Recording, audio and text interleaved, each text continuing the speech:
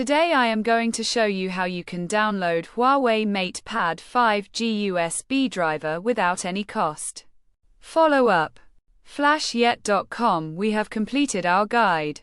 Don't forget to like, comment, and subscribe.